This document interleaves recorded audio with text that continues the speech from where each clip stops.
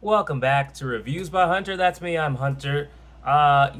Sorry, I apologize that I am not up to date on all the Sakamoto Days episodes.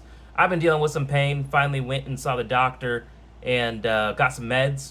This is my first pain-free day in like weeks, so I'm actually motivated to do things like bring you Sakamoto Days Season 1, Episode 15 recap slash review. This episode is titled Round and Round the Tower. This was an interesting episode, man. Because the trend that we were seeing is that all these death row inmates are just getting their butts whooped, except a part who's going toe to toe with Sakamoto. And this episode does focus a lot on his backstory. So first of all, now let's before we get into that, actually no, let's just dive right into the backstory. So Apart's backstory in this episode is that he didn't fit in while he was a kid. He kind of got bullied by all the other kids. He would try to like play or hang out with them, but they would just be little dicks to him. His mom like didn't care at all. She's shown being very like indifferent, and she just never spoke to him. She's just kind of like there as a shell of a person, it seems like. A very distant mother. But his father was the one that was always kind to him, but he was always busy with work. So the one person in his life that's actually shows him kindness is always gone. So this kid is lonely and bullied. His father tells him that it's about what's inside that matters the most. And that's what counts, and that's how to make friends with people, which plays into the current Apart, who always wants to see what's inside in a much more violent manner. Eventually, Apart snaps as a kid, okay? He slowly starts dismembering this doll that his father gave him. He's slowly kind of almost showing almost the tendencies of like, what would it be? Maybe not like a serial killer or a psychopath. Apart gets taken to the doctor by his father because the father's like, what the hell's going on with my son, right? This actually happened after Apart moves on from dismembering a doll to dismembering an animal. And he kills it and shows it to his dad, and he's so excited to show his father. And the dad's like, yeah, no, we're going to the doctor, right? So, a very messed up childhood, without question, for young Apart, okay? What happens though is at the doctor's office, they run these tests and they're like, yeah, we don't see anything abnormal. He's just a normal kid. The father can't accept it, and he calls his son a monster. He's now disgusted by Apart, right? The one person that had shown him kindness in a very rough childhood has now called him a monster and turned his back on his son. So we go back to the present day.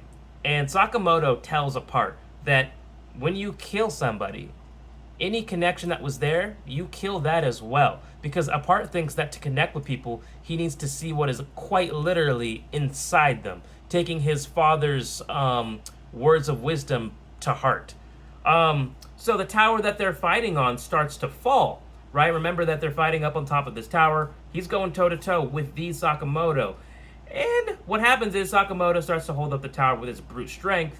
However, because he's now focused on doing that to save, tons of lives that this tower would crush, he doesn't have any arms to fight Apart.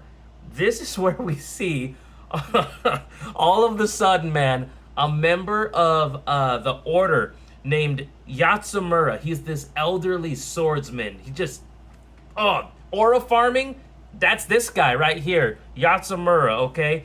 He just walks up very casually. Nobody really even notices that he's there. And with a single freaking swipe, a single swing of his sword, he slices the tower in such a particular way that it balances it out and keeps it upright, allowing Sakamoto to then focus on the fight. And then old man Yatsumura just walks away and nobody even knows it was him. I think he was just so fast and so I guess silent but deadly. No one even knows it was him, and then he just walks away and gets back into his car. I love Yatsumura from the Order, man. That dude is freaking. That's if I was a hitman, that would what I would want my job to be. I'm just gonna roll up, swing my sword once, and then go home. I love it. So eventually, Sakamoto does defeat Apart, but because of the Sakamoto family rule, he doesn't kill Apart. So he brings him back to Granny Mia. Remember, Granny Mia is like this very prodigious healer. 98 years old, she can fix almost any injury, right? Brings Apart back to her. And Apart at first, he wakes up from what I remember and is sort of like, hey, what the heck? What am I doing here? I was unconscious. Why didn't you kill me? Like, he's very confused. And pretty much the members of Team Sakamoto show him, I think, a little bit of that kindness that he sort of felt from his father when he was a kid. And you can see that he sort of lightens up. Sakamoto threatens him and tells him if he acts up, like, I will pretty much whoop you again. And you can tell that Apart realizes there is a gap in strength between the two of them. He clearly was. This man clearly was there we go. This man clearly was the strongest death row inmate. So it seems like he is joining Team Sakamoto. It seems like they are going to add another member to this growing team / family, right? So it turns out they want to know everything that Apart might know, right? So he tells them what he does know, which is that he happened to listen in on a conversation between Slur and Reindeer. This is where we learn that the true plan of Slur was to originally get the death row inmates to kill each other. Now, why Slur wanted the death row inmates to assassinate each other, I honest to God don't know. We don't know much about Slur. I don't know his motivations or his intentions. Was he doing this just to see how strong they are? Was he doing this to see how they stacked up against some of the other assassins of like the Order? But again, if his plan was specifically for them, those four, to fight each other and kill each other, there's a piece of information out there that I feel like we don't know yet. That's very interesting. And this is the conversation that Apart overhears. Now, of course, upon hearing this, obviously he's not going to just let Reindeer slide. That's why he sliced him to pieces. Now, we find out another part of Slur's plan. And his plan is that... just kidding. I didn't get to that part of my notes yet. We kind of do know why he did that with the death row inmates. They were a distraction.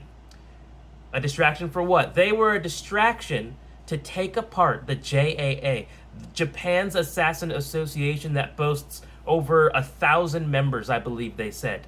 Now that's the part that I don't know why he wants to take apart the JAA. He had to have been a former member, but if that's the case, then why wouldn't Sakamoto know anything about him, right? Those dots aren't connecting for me yet. So that's interesting. Is this going to be maybe like the kind of story where maybe Slur had a friend or relative that maybe they got assassinated by a member of the JAA, someone like a Sakamoto or the friend that Nagami, and maybe he wants revenge. It could be a story of revenge, but Slur seems very capable in his own right. I don't know for sure. That's just me speculating. He has someone that works with him. His name is Gaku, and he has a really cool character design as well. Like him and Slur next to each other, Slur and Gaku, you just look at them and it's like, oh, these aren't people that you mess with. They look like they mean business. And Gaku is shown to be extremely capable in the short little action scene that we see with him. So this is one of my favorite episodes. I loved seeing more of Apart. I love that he didn't just basically get deleted from the story like the other death row inmates. All signs point to him joining our crew and turning to the light side. How he'll fare in the Sakamoto rules to not kill and slicing people apart, we'll see. I love that the action was really great in this episode, but the plot also moved forward. And then the big question, does Slur have a grudge against the JAA? That's all I have for you today, guys. Thank you for watching. Like, subscribe, comment what you thought about this episode. I thought it's one of the best episodes of this part 2 for season one that we've had.